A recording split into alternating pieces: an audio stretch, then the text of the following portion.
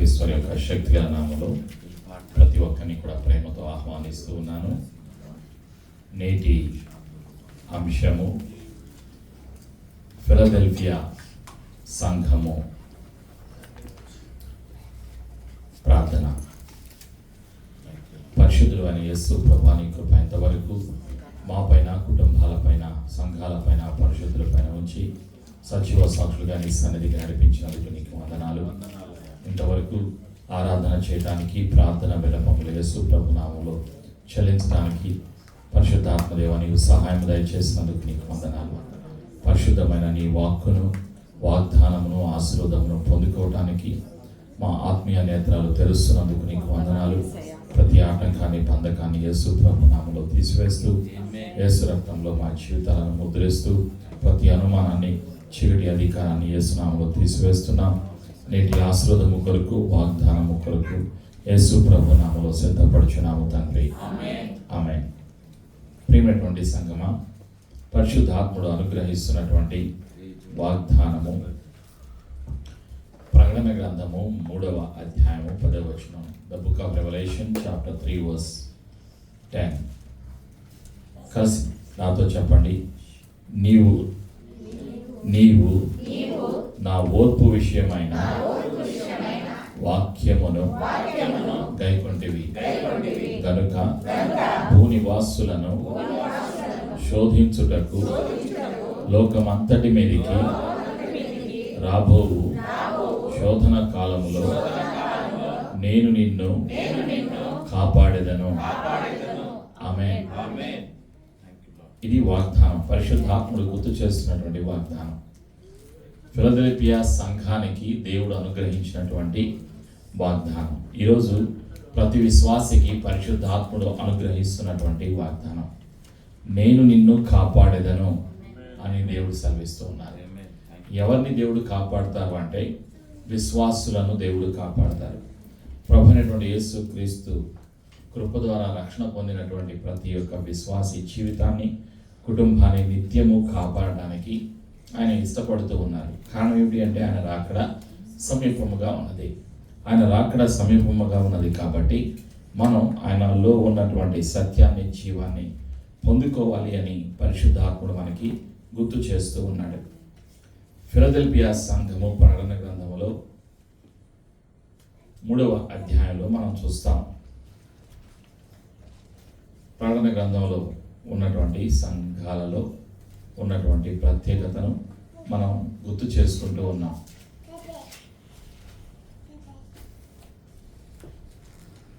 ప్రకటన గ్రంథం 3వ అధ్యాయంలో 7వ వచనం నుండి 13వ వచనం వరకు ఫిలదెల్ఫియా సంఘం గురించి వ్రాయబడి ఉంది. ఇక్కడ వ్రాయబడినటువంటి సత్యాలు ఏంటో మనం జ్ఞాపకం చేసుకుందాం. ఫిలదెల్ఫియాలో ఉన్న సంఘపు దూతకు ఇలాగూ రాయము. దావీదు తాళపు చెవి కలిగి ఎవడును వేయలేకుండా తీయవాడును, ఎవడును తీయలేకుండా వేయవాడునైనా సత్య స్వరూపియకు పరిశుద్ధుడు చెప్పు సంగతులేవనగా, నీ క్రియలను నేను ఎరుగుదును, నీకున్న శక్తి కొంచెమయ్యుండినను నీవు నా వాక్యమును గైకొని నా నామము ఎరుగననలేదు. ఇదిగో తలుపు నీ ఎదుట తీసి ఉంచి ఉన్నాను, దాన్ని ఎవడునూ వేయనేరడు. యూదులు కాకయే తాము యూదులమని అబద్ధమాడు సాతాను సమాజపు వారిని రప్పించదను. వారు వచ్చి నీ పాదముల ఎదుట పడి నమస్కారము చేసి, ఇదిగో నేను నిన్ను ప్రేమించుదని తెలుసుకున్నట్లు చేసేదను. నీవు నా ఓర్పు విషయమైన వాక్యమును గైకొంటివి కనుక భూనివాసులను శోధించుటకు లోకమంతటి మీదికి రాబోవు శోధన కాలంలో నేనును నిన్ను కాపాడెదను. నేను త్వరగా వచ్చుచున్నాను. ఎవడునూ నీ కిరీటము నపహరింపకుండున్నట్లు నీకు కలిగిన దాన్ని గట్టిగా పట్టుకొను. జయించువానికి వారిని నా దేవుని ఆలయములో ఒక స్తంభముగా చేసేదను. అందులో నుండి వాడు ఇక మీదట ఎన్నటికి నీ వెలుపలికి పోడు. మరియు నా దేవుని పేరును పరలోకములో నా దేవుని ఎదుట నుండి దిగి వచ్చుచున్న నూతనమైన యెరూషలేమును, నా దేవుని పట్టణపు పేరును, నా క్రొత్త పేరును వాని మీద వ్రాసేదను. సంఘములతో ఆత్మ చెప్పుచున్న మాట చెవిగలవాడు వినుగాక. ఆమేన్. పరిశుద్ధాత్ముడు గుర్తు చేస్తున్నటువంటి సత్యం, ఫిలదెల్ఫియా అంటే సోదర ప్రేమ. ఈ సంఘంలో ఉన్నటువంటి ప్రత్యేకతలు, ఈ సంఘానికి దేవుడు ప్రత్యేకంగా చెప్తున్నటువంటి సత్యాలను ఈరోజు పరిశుద్ధాత్ముడు మనకి గుర్తు చేస్తూ ఉన్నాడు. క్రీస్తుకు పూర్వము 200 సంవత్సరాల క్రిందట అతలాస్ అనేటువంటి రాజు ఈ యొక్క నగరాన్ని తన సహోదరుని ఘనత కొరకు కట్టించిన నగరం ఇది, ఫిలదెల్ఫియా అనేటువంటి నగరం. గ్రీకు సంస్కృతి ఆ యొక్క పట్టణంలో ఎక్కువగా ఉంటుంది. క్రీస్తు శకం 17వ శతాబ్దంలో భూకంపం వలన పూర్తిగా ధ్వంసం అయిపోయింది ఈ యొక్క పట్టణం. అయితే తిబేరియా సీజర్ దీన్ని తిరిగి కట్టించాడు, ఈ నగరాన్ని కట్టించాడు. ఇది ఈ యొక్క నగరం యొక్క చరిత్ర, ఫిలదెల్ఫియా నగరం యొక్క చరిత్ర. అయితే దీనిలో ఉన్నటువంటి ప్రత్యేకతలు, ఫిలదెల్ఫియా సంఘము నుండి పరిశుద్ధాత్ముడు నేర్పించేటువంటి సత్యాలు ఏమిటి అంటే, మొదటిగా 11వ వచనంలో మనం చూస్తాం. ఏంటి చూస్తున్నాం అంటే, మనం ప్రత్యేకంగా 7వ వచనంలో రాయబడినటువంటి సత్యాన్ని, 3వ అధ్యాయంలో 7వ వచనంలో రాయబడినటువంటి సత్యం. ఫిలదెల్ఫియాలో ఉన్న సంఘపు దూతకు ఇలాగూ రాయము, దావీదు తాళపు చెవి కలిగి ఎవడునూ వేయలేకుండా తీయవాడును, ఎవడునూ తీయలేకుండా వేయవాడనైన సత్యస్వరూపకు పరిశుద్ధుడు చెప్పు సంగతులేవనగా. తాళపు చెవి ఇస్తాను అని పరిశుద్ధాత్ముడు తెలియచేస్తూ ఉన్నాడు. అంటే అధికారం. ఎవరికి అధికారము? ఫిలదెల్ఫియా సంఘానికి అధికారం. ఈ అధికారం వలన ఎవ్వరూ కూడా ముయ్యలేరు, ఎవ్వరూ కూడా తీయలేరు. ఎవరి దగ్గర అయితే తాళం ఉంటుందో వాళ్ళే తీయగలుగుతారు, వాళ్ళే ముయ్యగలుగుతారు. అలాంటి అధికారానికి ఈ యొక్క ఫిలదెల్ఫియా సంఘము అర్హతను పొంది ఉన్నది. నేటి క్రైస్తవ సమాజము కూడా, విశ్వాసులు కూడా ఈ యొక్క అధికారాన్ని కలిగి ఉంటారు. కారణం ఏంటంటే, యేసు ప్రభు వారు ఆ అధికారాన్ని అనుగ్రహిస్తున్నారు. దావీదు తాళపు చెవి ఎవరి దగ్గర ఉంది? యేసు ప్రభు దగ్గర ఉంది. ఆ యేసు ప్రభు వారిలో అధికారం అన్నది, ఆయనలో ఉన్నటువంటి ఆ అధికారాన్ని తన యొక్క పిల్లలకు, విశ్వాసులకు దేవుడు అనుగ్రహిస్తారు. కారణం ఏమిటి అంటే, వాళ్ళు అధికారము కలిగిన దేవుని పిల్లలుగా, దేవుని పనిలో బలమైన సాధనాలుగా వాడబడాలి అన్నది దేవుని యొక్క సంకల్పం. కాబట్టి ఈ యొక్క అధికారము కలిగినటువంటి తాళపు చెవులు సంఘానికి దేవుడు ఇవ్వటానికి, విశ్వాసులకు దేవుడు ఇవ్వటానికి ఇష్టపడుతూ ఉన్నారు. మరొక సత్యం ఏమిటి అంటే, ఇక్కడ దేవుడు మెచ్చుకుంటున్నాడు ఈ యొక్క ఫిలదెల్ఫియా సంఘాన్ని లో ఉన్నటువంటి ప్రత్యేకతను బట్టి వారి యొక్క విశ్వాసాన్ని మెచ్చుకుంటూ వారిని పొగుడుతూ ఉన్నాడు. 8వ వచనం, నీ క్రియలను నేను ఎరుగుదును, నీకున్న శక్తి కొంచెమై ఉండినను నీవు నా వాక్యమును గైకొని నా నామమును ఎరుగనలేదు. ఇదిగో తలుపుని ఎదుట నీ తీసి ఉంచి ఉన్నాను, దాన్ని ఎవడనూ వేయనేరడు అని దేవుడు సెలవిస్తూ ఉన్నాడు. మెచ్చుకుంటూ ఉన్నారు ప్రేమైనటువంటి సంఘమా. కారణం ఏంటి అంటే, వారిలో శక్తి కొంచెమై ఉన్న వాళ్ళు బలముగా పనిచేశారు, దేవుని కొరకు బలముగా నిలబడ్డారు. వారిలో విశ్వాసము ఉన్నది, వారి విశ్వాసంలో స్థిరత్వాన్ని కలిగి ఉన్నారు, బలముగా ఉన్నారు. కాబట్టి వారి గురించి దేవుడు సెలవిస్తూ ఉన్నాడు. బలమైనటువంటి సంఘముగా ఈ యొక్క ఫిలదెల్ఫియా సంఘాన్ని దేవుడు మెచ్చుకుంటున్నాడు. నీకున్న శక్తి సరిపోకపోయినప్పటికీ, నీలో ఉన్న శక్తి సరిపోకపోయినప్పటికీ నీవు వాక్యమును గైకొని నా నామమును ఎరుగననలేదు, తిరస్కరించలేదు, వ్యతిరేకించలేదు. అక్కడ ఉన్న పరిస్థితిని బట్టి అక్కడ అనేక రకాలైనటువంటి మనుషులు ఉన్నారు. అక్కడ ఎలాంటి వాళ్ళు ఉన్నారు? అక్కడ సాతాను క్రియలు చేసేటువంటి వాళ్ళు ఉన్నారు, ఆ ప్రాంతంలో ఉన్నారు. అయినప్పటికీ నీవు నీ యొక్క విశ్వాసాన్ని కోల్పోలేదు. నీవు వాక్యమును గైకొని స్థిరముగా ఉన్నావు. కాబట్టి నేను నిన్ను కాపాడుతాను అని దేవుడు వాగ్దానం చేస్తూ ఉన్నాడు. ప్రేమైనటువంటి సంగమా, ఇంకా దేవుడు ఏమని సెలవిస్తూ ఉన్నాడు అంటే, వారిలో ఉన్నటువంటి ప్రత్యేకతల గురించి తెలియజేస్తూ ఉన్నాడు. రక్షణ ద్వారాన్ని వాళ్ళ కొరకు తెరిచి ఉంచాను. మోయట, రక్షణ ద్వారము తెరవబడటం, మోయబడటం అది నా ఆధీనంలో ఉన్నది అని యేసు ప్రభు వారు తెలియజేస్తూ ఉన్నారు. యోహాను సువార్త 10వ అధ్యాయంలో 9వ వచనంలో యేసు ప్రభు వారు సెలవిస్తూ ఉన్నారు. John the Gospel chapter 10:9. అక్కడ యేసు ప్రభు వారు అంటున్నటువంటి సత్యం, నేనే ద్వారమును, నా ద్వారా ఎవడైనా లోపల ప్రవేశించిన యెడల వాడు రక్షింపబడిన వాడై లోపలికి పోవచ్చు, బయటికి వచ్చును. ఆమేన్. మేత మేయుచుండును అని దేవుడు సెలవిస్తూ ఉన్నారు. రక్షణ ద్వారా యేసు ప్రభువు వారు అనుగ్రహించారు. కృప ద్వారా రక్షణను యేసు ప్రభువు వారు అనుగ్రహించారు. అదే సత్యాన్ని లూకా సువార్తలో 13వ అధ్యాయంలో కూడా పరిశుద్ధాత్ముడు గుర్తు చేస్తూ ఉన్నాడు. లూకా సువార్త 13వ అధ్యాయంలో కూడా అదే సత్యాన్ని గుర్తు చేస్తూ ఉన్నాడు.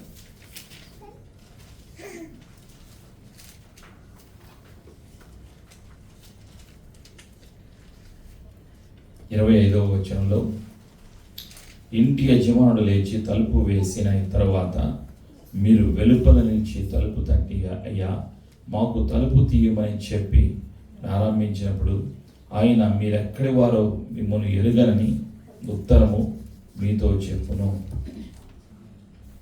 అంటే సిద్ధపడి ఉండాలి అని ముందుగా తెలియచేస్తూ ఉన్నాడు. ప్రియమైనటువంటి సంగమా, తలుపు మూయబడక మునిపే సిద్ధపడి ఉండాలి. ఏ సమయంలో తలుపు మూసివేయబడుతుందో తెలియదు. రహస్య రాకడ ఏ సమయంలో వస్తుందో తెలియదు. కాబట్టి రహస్య రాకడకు ముందే యేసు ప్రభువు వారు రెండవసారి లోకంలోకి రాబోయే ముందుగానే ఇక రక్షణ ద్వారం మూయబడక మునిపే ఇక ప్రభు యేసుక్రీస్తు వారు వచ్చిన తర్వాత సార్వత్రిక సంఘమును తీసుకొని వెళ్ళిన తర్వాత ఇంకా రక్షణ పొందడానికి ఈ లోకంలో ఎవరుంటారు? ఒక యూదులు మాత్రమే ఉంటారు. ప్రియమైనటువంటి సంఘం, 7 సంవత్సరాల శ్రమల కాలంలో యూదులు రక్షించబడతారు. ప్రతి గోత్రానికి 12,000 మంది చొప్పున 1,44,000 మంది యూదులు శ్రమల కాలంలో రక్షించబడతారు. వారు తప్ప ఇంకా రక్షణ పొందడానికి అవకాశం మరొకరికి లేదు. కొందరైతే హతసాక్షులు అవుతారు. ఆ విధంగా 7 సంవత్సరాల శ్రమల కాలంలో ఉంటుంది. కాబట్టి అందుకు మునుపే శ్రమల కాలము రాబోయే ముందే ప్రభువైన యేసుక్రీస్తు వారి యొక్క రాకడకు నీవు నేను సిద్ధపడాలి అని పరిశుద్ధాత్ముడు తెలియచేస్తూ ఉన్నాడు. ప్రభువైన యేసుక్రీస్తు వారు సేవ కొరకు, దేవుని రాజ్యము కొరకు ద్వారాలను తన ప్రజల కొరకు, విశ్వాసుల కొరకు తెరుస్తూ ఉన్నారు. ఆయన ఎందుకు ద్వారాలు తెరుస్తున్నారు అంటే సంఘము సిద్ధపడాలి, దేవుని యొక్క రాజ్యము సిద్ధపడాలి. అందుకొరకు ప్రతి ఒక్క విశ్వాసిని ఒక బలమైన పాత్రగా వాడుకోవడానికి ఆయన సువార్త పరిచర్య కొరకు పిలుస్తూ ఉన్నారు. ప్రతి ఒక్కరిని కూడా పిలుస్తూ ఉన్నారు. పిలుపు అందరికీ ఇవ్వబడి ఉంది. ప్రతి ఒక్కరిని యేసయ్య పిలుస్తూ ఉన్నారు. లోకములో అనేక మంది పిలవబడి ఉన్నారు. అయితే ఎన్నుకోబడిన వారు కొందరే. ఎన్నుకోబడిన వారు ఎవరు అంటే విశ్వాసులు. పిలుపు అందరికీ ఇవ్వబడి ఉంది, కానీ ఎన్నుకోబడిన వారు, ప్రత్యేకించబడిన వారు కొందరు. ఆ ఎన్నుకోబడిన ప్రత్యేకించబడిన వారిలో ప్రతి విశ్వాసి ఉండాలి అన్నది దేవుని యొక్క సంకల్పం, దేవుని యొక్క ప్రణాళిక.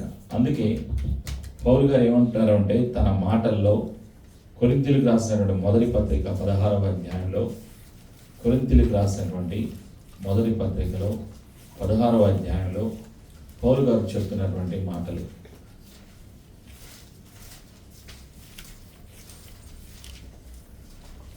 16వ అధ్యాయం 9వ వచనంలో,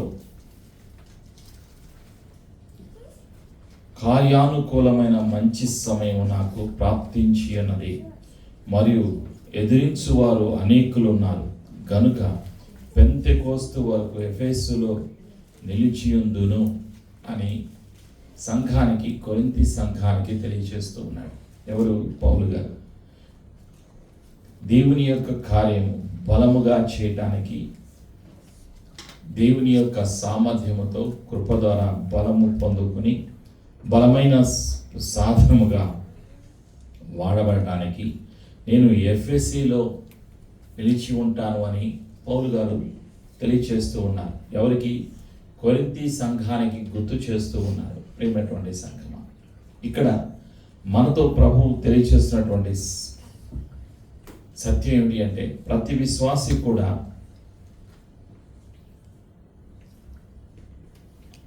అజాగ్రత్తగా ఉండకుండా ఆయన రాకడ కొరకు ఎదురు చూస్తూ దేవుని పనిని ప్రతి ఒక్కరూ చేయాలి అని పరిశుద్ధాత్మను హెచ్చరిస్తూ ఉన్నాడు.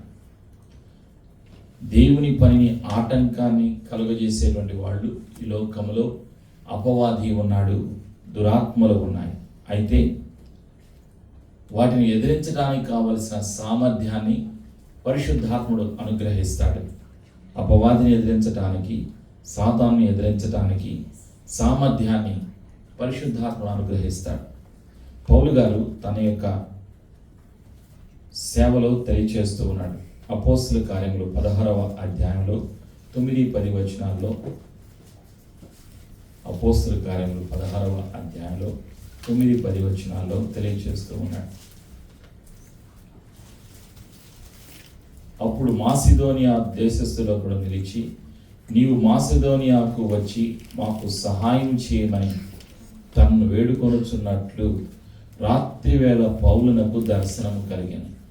అతనికి ఆ దర్శనము కలిగినప్పుడు వారికి సువార్త ప్రకటించుటకు దేవుడు మమ్మను పిలిచి ఉన్నాడని మేము నిశ్చయించుకొని వెంటనే మాసిదోనియాకు బయలుదేరుటకు యత్నము చేసేదిమి. పౌలు గారికి దర్శనం కలిగింది.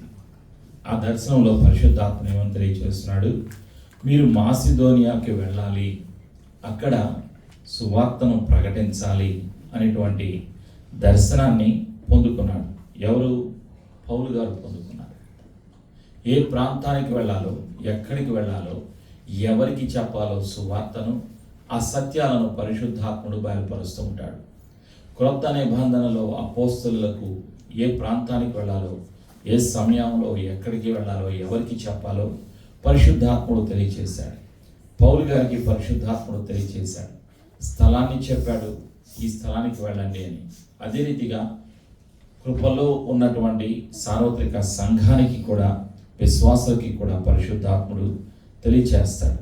ఏ ప్రాంతానికి వెళ్ళాలి, ఎక్కడికి వెళ్ళాలో ఆయన తెలియచేస్తూ ఉంటాడు. అపోస్తలులు వివరిస్తూ ఉన్నారు. అపోస్తల కార్యములు 14వ అధ్యాయంలో 27వ వచనంలో ఒక సత్యాన్ని ఆయన తెలియచేస్తూ ఉన్నాడు. 27వ వచనంలో, వారు వచ్చి సంఘమును సమకూర్చి దేవుడు తమకు తోడయుండి చేసిన కార్యములన్నీ అన్యజనులు విశ్వసించుటకు ఆయన ద్వారము తెరచిన సంగతియు వివరించిరి. అన్యజనులు రక్షణ పొందుకోవడానికి ఆత్మీయ నేత్రాలు తెరవబడటం, దేవుని యొక్క కార్యాలు జరగటం, అవన్నీ కూడా దేవుడు తమకు తోడయున్న సత్యాలను అపోస్తలుడైన పౌలు తెలియచేస్తూ ఉన్నాడు. అదే రీతిగా ఈరోజు కూడా సంఘానికి నిత్యము నడిపించడానికి, బలపరచడానికి పరిశుద్ధాత్ముడు సిద్ధంగా ఉన్నాడు. యేసు ప్రభు వారి లోకంలో ఉన్నప్పుడు శిష్యులను పిలిచి తెలియచేసినటువంటి సత్యం, నాకు సర్వాధికారము ఇయ్యబడి ఉన్నది అని యేసు ప్రభు వారు సెలవిస్తూ ఉన్నారు. పరలోకమందును భూమి మీదను నాకు సర్వాధికారము ఇయ్యబడి ఉన్నది అని యేసు ప్రభు వారు తన శిష్యులతో సెలవిచ్చినటువంటి సత్యం.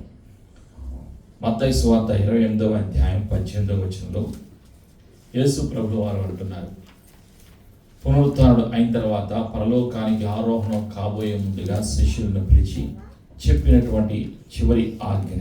అయితే యేసు వారి యొద్దకు వచ్చి, పరలోకమందును భూమి మీదను నాకు సర్వాధికారము ఇయ్యబడి ఉన్నది, కాబట్టి మీరు వెళ్ళి సమస్త జనులను శిష్యులుగా చేయుడి అని యేసు ప్రభు వారు సెలవిచ్చి ఉన్నారు. యేసు ప్రభువులో ఉన్నటువంటిది సర్వాధికారము. సర్వాధికారము కలిగినటువంటి దేవుడు, పరలోకంలోను భూలోకంలోను సర్వాధికారము కలిగి ఉన్నటువంటి దేవుడు.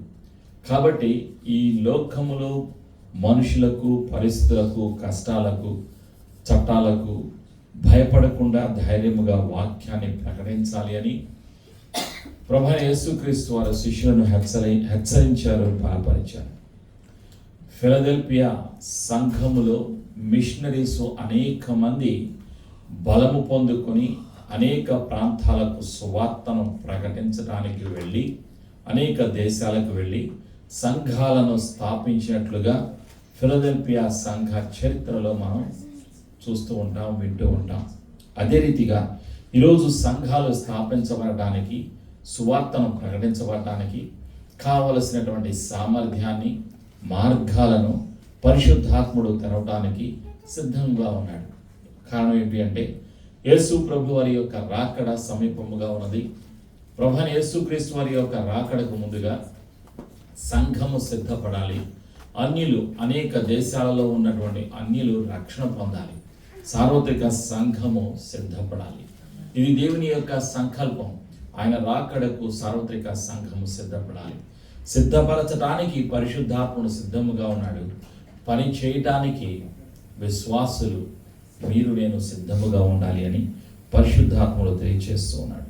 ప్రతి విశ్వాసి యొక్క బాధ్యత సువార్తను ప్రకటించుట, యేసయ్య కొరకు జీవించుట అన్న సత్యాన్ని మరచిపోకూడదు, నిరంతరము జ్ఞాపకం చేసుకోవాలి అని పరిశుద్ధాత్ముడు ఫిలదెల్ఫియా సంఘములో ఉన్నటువంటి సత్యాన్ని, సోదర ప్రేమను తెలియచేస్తూ ఆ సంఘము ఏ విధంగా నిలబడి ఉందో, శోధనల్లో కూడా వాళ్ళు వాక్యమును గైకొని, వాక్యమును అనుసరించి, వాక్యములో నిలిచి ఉండి వాళ్ళు ఆశీర్వాదాన్ని పొందుకొని దేవుని చేత మెప్పును పొందుకున్నారో ఆ సత్యాన్ని పరిశుద్ధాత్ముడు మనకి తెలియచేస్తూ ఉన్నాడు. నేను నిన్ను కాపాడుతాను అని దేవుడు వారికి వాగ్దానం చేశాడు. ఈరోజు మనల్ని కూడా నిత్యము కాపాడటానికి ప్రభువైన యేసుక్రీస్తు వారు సిద్ధముగా ఉన్నారు. యేసయ్య కృప మనందరికీ సదా తోడేయునుగా. ఆమేన్. ప్రార్థన.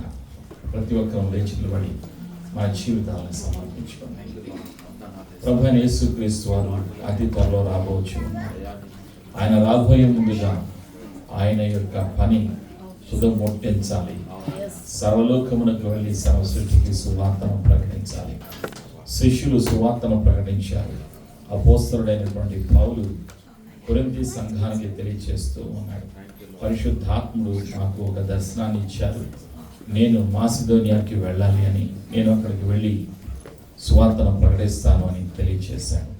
అనేక ప్రాంతాలకు వెళ్ళడానికి దేవుడు మార్గాలు తెరిచాడు. నా వల్ల తప్ప మరెవరు ద్వారాలు తెరవలేరు అని యేసయ్య సెలవిస్తున్నాడు. ద్వారాన్ని తెరిచేది, మూసేది ఆ అధికారము నా అధీనంలో ఉన్నది అని యేసు ప్రభువు వారు తెలియజేస్తూ ఉన్నారు. దావీదు తాళపు చెవి నా యొద్ద ఉన్నది, నేను ఎవరికైతే నేను ఇస్తానో వారే ద్వారాలు తెరవగలుగుతారు, వాళ్ళే ద్వారాన్ని మూసివేయగలుగుతారు అని యేసు ప్రభువు వారు సెలవిస్తూ ఉన్నారు. కృతజ్ఞతలు తెలియజేద్దాం. అధికారం అనుగ్రహించినందుకు, రక్షణ అనుగ్రహించినందుకు, సువార్తను ప్రకటించే బాధ్యతను అనుగ్రహించినందుకు కృతజ్ఞతలు తెలియజేద్దాం. సమర్పణతో మనం అర్పించుకున్నాం. యేసు ప్రభువా నీకు వందనాలయ్యా, నీ కృపకాయ వందనాలు. సత్యము గల, జీవము కలిగిన మాటలను వినటానికి సహాయము దయచేసినందుకు నీకు వందనాలు. నీ దగ్గర ఉన్నటువంటి దావీదు తాళపు చెవిని సంఘమునకు నీవు అనుగ్రహిస్తున్నందుకు వందనాలు. ప్రతి విశ్వాసికి నీవు అనుగ్రహిస్తున్నందుకు నీకు వందనాలు. ప్రతి విశ్వాసి జీవితంలో ఉన్నటువంటి ప్రతి సమస్యను, ప్రతి చీకటి అధికారాన్ని, ప్రతి రోగపు అధికారాన్ని, శోధకుని యొక్క అధికారాన్ని యేసు ప్రభు నామములో తీసివేస్తూ ఉన్నాను. యేసు రక్తములో మా జీవితాలను ముద్రిస్తున్నాం. జీవమును, స్వస్థతను, ఆశీర్వాదమును, అభిషేకమును యేసు ప్రభు నామములో విడుదల చేస్తున్నాం. సత్యమును ప్రకటించడానికి, సత్యమునకు సాక్షిగా జీవించడానికి నిత్యము పరిశుద్ధాత్మను నీ సహాయం అనుగ్రహిస్తున్నందుకు, నీ నడిపింపు అనుగ్రహిస్తున్నందుకు కృతజ్ఞతలు తెలియచేసుకుంటూ మా జీవితాలను సువార్త కొరకు, యేసయ్య రాజ్య వ్యాప్తి కొరకు సమర్పిస్తూ యేసు ప్రభు నామములో కలిసి ప్రార్థించి జవాబును, ఆశీర్వాదమును, జీవమును, అభిషేకమును యేసు ప్రభు నామములో పొందుకొనుచున్నాము తండ్రి. ఆమేన్.